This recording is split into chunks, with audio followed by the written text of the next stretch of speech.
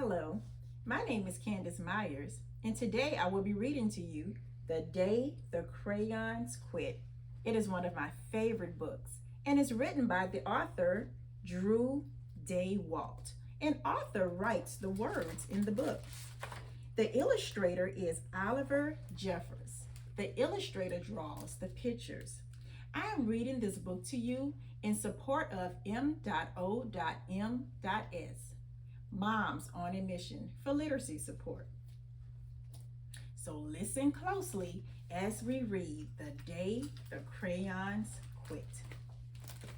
Poor Duncan just wants to color, but when he opens his box of crayons, he finds only letters, all saying the same thing. We quit. Beige is tired of playing second fiddle to brown. Blue needs a break from coloring all that water, while pink just wants to be used. Green has no complaints, but orange and yellow are no longer speaking to each other. What is poor Duncan to do? Stay tuned as we read The Day the Crayons Quit to find out.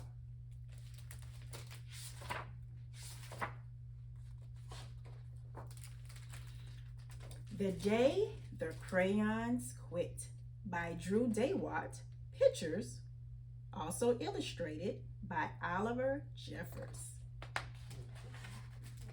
One day in class, Duncan went to take out his crayons and found a stack of letters with his name on them.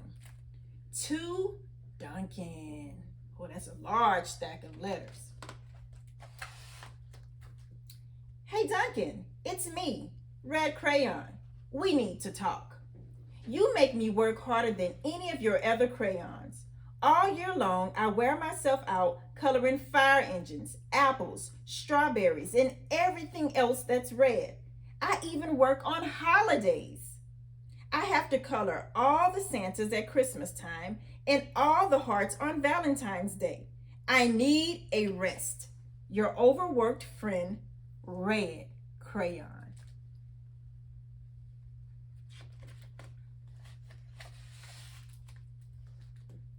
Dear Duncan, all right, listen. I love that I'm your favorite crayon for grapes, dragons, and wizards' hats, but it makes me crazy that so much of my gorgeous color goes outside the lines. If you don't start coloring inside the lines soon, I am going to completely lose it. Your very neat friend, Purple Crayon.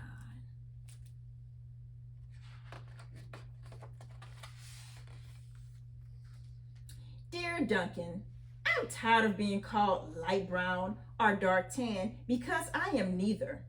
I am beige and I am proud. I am also tired of being second place to Mr. Brown Crayon. It's not fair that Brian gets all the bears, ponies, and puppies, while the only thing I get are turkey dinners, if I'm lucky, and wheat, and let's be honest. When was the last time you saw a kid excited about coloring wheat?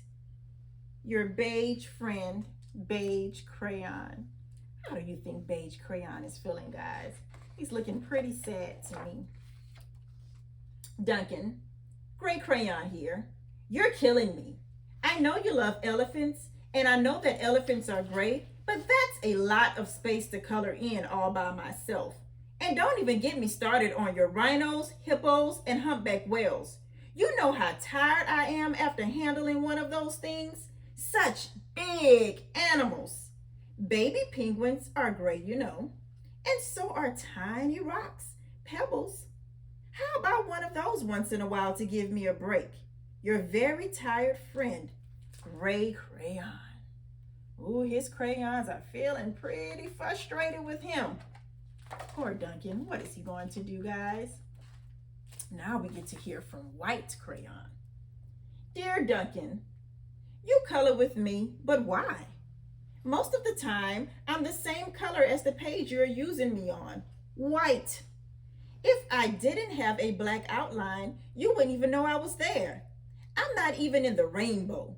I'm only used to color snow or to fill an empty space between other things, and it leaves me feeling, well, empty. We need to talk. Your empty friend, White Crayon. And look at it, says White Cat in the Snow by Duncan. Oh, poor little white crayon. You can barely see you. Hi, Duncan. I hate being used to draw the outline of things. Things that are colored in by other colors, all of which think they're brighter than me. It's not fair when you use me to draw a nice beach ball and then fill in the colors of the ball with all the other crayons. How about a black beach ball sometime? Is that too much to ask? Your friend, Black Crayon. Look at that, guys. How would you guys enjoy playing with a black beach ball? It's something to think about. Dear Duncan, as Green Crayon, I am writing for 2 reasons.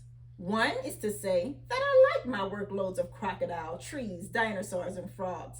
I have no problems and wish to congratulate you on a very successful Coloring Things Green career so far. The second reason I write is for my friends Yellow Crayon and Orange Crayon, who are no longer speaking to each other. Both crayons feel that they should be the color of the sun. Please settle this soon because they're driving the rest of us crazy. Your happy friend, Green Crayon.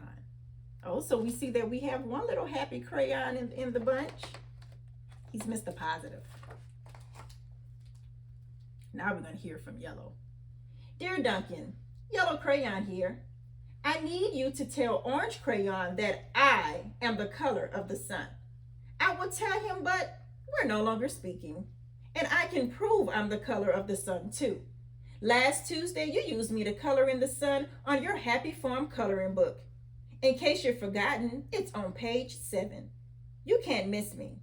I'm shining down brilliantly on a field of yellow corn, your pal and the true color of the sun, Yellow Crayon. And look at that yellow sun. He's right. He did use that yellow to color a yellow sun. Let's see what Orange has to say about this. Dear Duncan, I see Yellow Crayon already talked to you, the big whiner. Anyway, could you please tell Mr. Tattletale that he is not the color of the sun?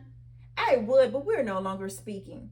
We both know I am clearly the color of the sun because on Thursday you used me to color the sun on both the Monkey Island and the Meet the Zookeeper pages in your Day at the Zoo coloring book. Aren't you glad I'm here? Ha! Your pair and the real color of the sun, Orange Crayon. Uh-oh. Dear Duncan, it has been great being your favorite color this past year, and the year before, and the year before that. I have really enjoyed all those oceans, lakes, rivers, raindrops, rain clouds, and clear skies.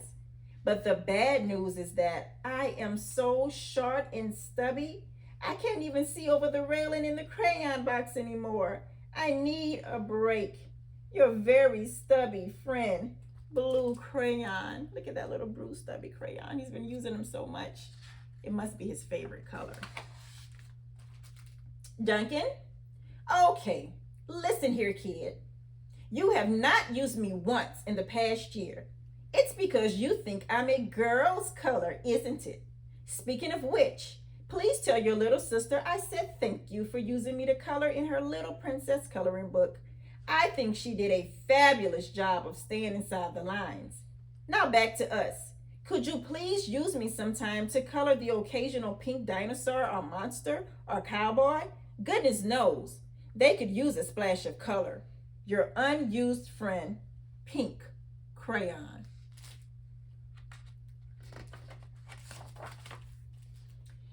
Hey Duncan, it's me, Peach Crayon. Why did you peel off my paper wrapping? Now I'm naked and too embarrassed to leave the crayon box. I don't even have any underwear. How would you like to go to school naked? I need some clothes. Help, your naked friend, Peach Crayon. Oh, poor little Peach Crayon. Well, poor Duncan just wanted to color. And of course, he just wanted to use his crayons to be happy. And that gave him an idea. Oh, look at this, guys. When Duncan showed his teacher his new picture, she gave him an A for his coloring. Do you guys think that he did an excellent job using his crayons? And an A+ for creativity. The end. Thank you all so much for listening to the story, The Day the Crayons Quit. We will read the sequel, The Day the Crayons Came Back in the future. Thank you so much.